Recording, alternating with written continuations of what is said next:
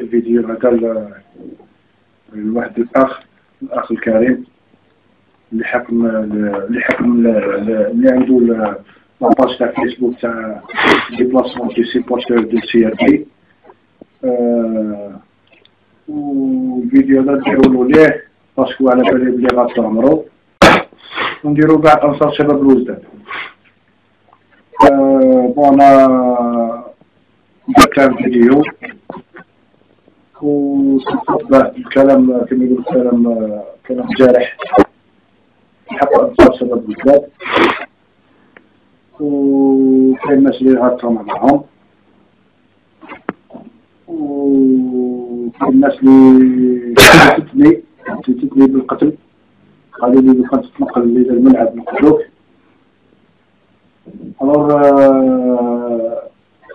بنتي أنا شافت تصويرها سما وراها على خالها، شافت تصويرها تاعي في الفيسبوك، قالت لي طاوش انه طاوش راح واش بيك يا طاوش راح علىهم يقولوا لك نقتلوك، قالت لي ما قراش تسطر فقط. انا هذاك الفيديو هذاك يعني بكل صراحه نعاني من مرض، وشربت الادويه هذيك ما خلاتنيش نكون في الوعي تاعي. لكن لما فقت وعاودت شفت الفيديو هذاك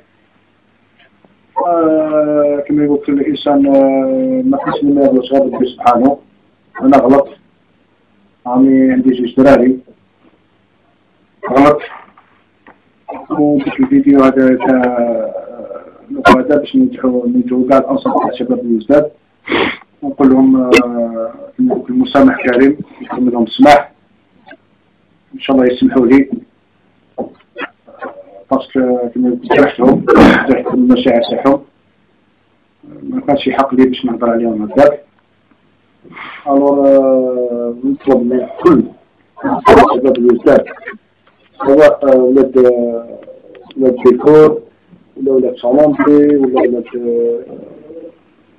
ديال الشمس ولا يعني كاع انصار شباب الوجدان اللي كانوا، نطلب منهم السماح على الكلام الجارح اللي قلت لهم، ان شاء الله يسمحوا لي. وخصوصا هذاك الاخ على بالي بلي غاطمر اللي حاكم لاباج تاع ديبلاسمون دو سي ار بي، نقول له يا خويا انت راه بلي راك صغير عليا، وحوايج كيما هادو ما كانش صغير ولا كبير، كاين اللي غلط يتحمل المسؤوليه تاعو. انا راني قلت لكم بلي ما كنتش في الوعي تاعي، فاقد الوعي، ما كنتش كيما يقولوا باللغه الدارجه ما كنتش في عقلي. ديما ندير لكم لاخر كما يقولوا لاخر كلمه، ديما ندير لكم السماح كامل انصار شباب الوجدان. احنا رانا جيران، صح انا شخصيا ما نتحملش الخساره عن منفعه شباب الوجدان، لكن الانسان ما لازمش يعني يتعدى الحدود، وانا غلط ان شاء الله يسامحوني وبصحتهم الفوز تاع البارح. احنا ان شاء الله الفريق تاعنا يعاود يولي يسترجع قواه وتولي نصر حسين الى المستوى اللي كانت عليه من قبل. والسلام عليكم ورحمه الله تعالى وبركاته. شكرا.